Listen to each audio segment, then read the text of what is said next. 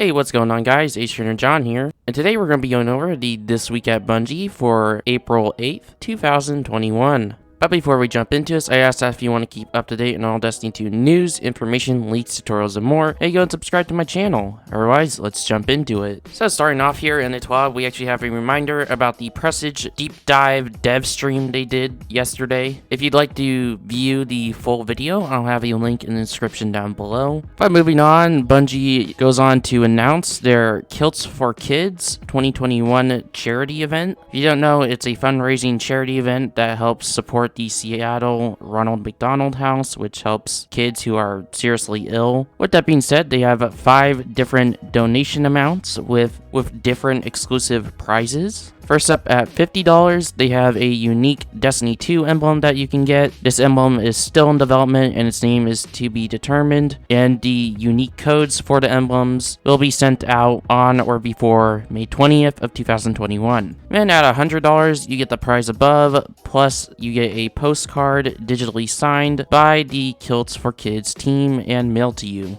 Then at $250, you get all the prizes above, plus a digital copy of a new and unique piece of artwork made by Bungie's Mark Fleeg, not sure if I said that right, himself.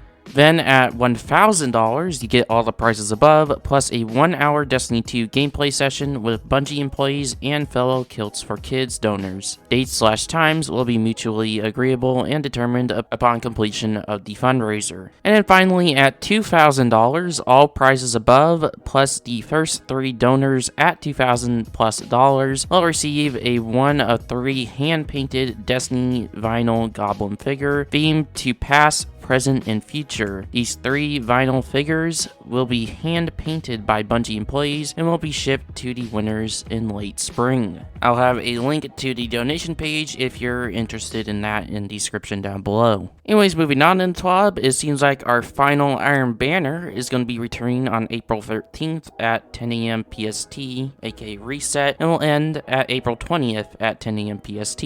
However, that's not all in regards to Iron Banner. They actually give us a preview look at the 4 Iron Banner weapons that are coming in Season 14. As you can see in the image on screen now, we are having the Occluded Finality, I think that's how you say it, Aggressive Frame Sniper Return, as well as the Adaptive Frame Finite Impactor Hand Cannon, both from Year 1 from the War Mind expansion. They never got random rolls. But alongside that, excitingly, we are getting 2 brand new weapons, that being a light machine gun and a shotgun, completely new. But speaking of weapons, next up in TWAB, we got some Nerfs. I would like to keep in mind, for the most part, this is going to be Nerfs. They do not go over any buffs. However, that does not mean that there aren't buffs. There will be buffs, but they're planning to do a separate TWAB for the buffs. One of those buffs apparently is going to be to linear fusions and some underused perks. So make sure you're subscribed to stay tuned when I make a video on that TWAB.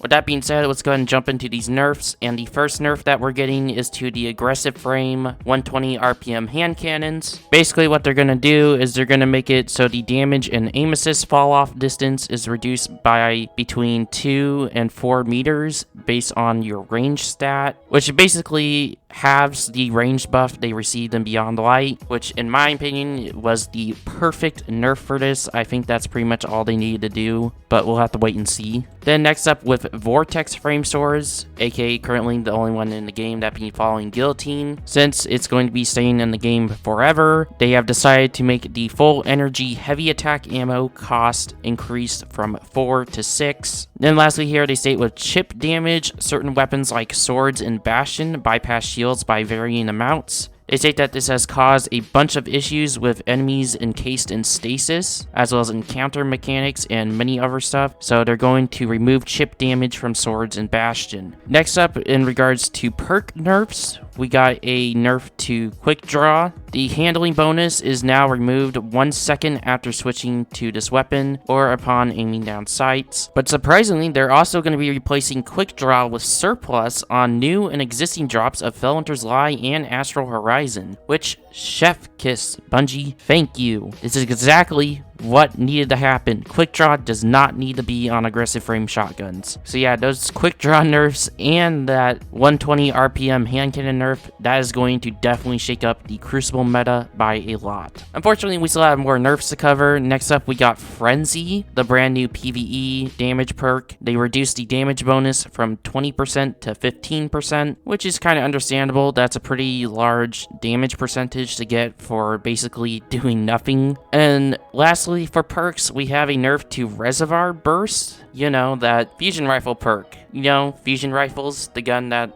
never mind. Anyways, they're going to make it so it now increases the magazine size in addition to its other effects, but they also reduce the full battery bonus damage from 33% to 25%. And they state the reasoning for nerfing this perk is that upcoming content requires revisiting the power level of a damage perk that can be activated by simply having a full magazine. So they're low-key hinting at a brand new fusion rifle. Also, I'm kind of dumb. I didn't realize till now that Reservoir Burst is actually the Loaded Questions main perk. So this is huge because in my opinion, Reservoir Burst is what kind of makes fusion rifles usable in PvE and sort of makes them more than a meme. Also, I'm super excited for this because Loaded Question was one of my favorite PvE weapons in the history of Destiny 2, so kind of excited for this. Lastly, in the batch of nerfs, we got two exotic nerfs. First up, we got the Lament. They reduced the damage of the revved heavy attack by about 16%. They also state that the Lament is going to retain its standard anti-barrier despite removing chip damage. Then with Bastion, you know, its whole thing was chip damage, and since they're removing chip damage from Bastion, they're going to make it so it intrinsically staggers unstoppable champions. But because Bastion is highly used in PvP, they're increasing the spread angle by 13%, which will make it harder to get those one-shot kills at longer ranges. I would like to keep in mind, once again, there will be buffs coming. They'll just have their own TWAB for it later this month. With that being said, lastly here in the TWAB, we got a report from the player support team. First up, in regards to the Suited for Combat seasonal challenge, they do go on to note for it to actually count the kills for the challenge, you have to be wearing a full set of Praefectus seasonal armor. In regards to inactivity while you're dead in Grandmaster Nightfalls, they say to mitigate this issue, you should open your character or director screens and go through the menus in order to avoid being removed. They also state that they are investigating a solution for this issue in a future season.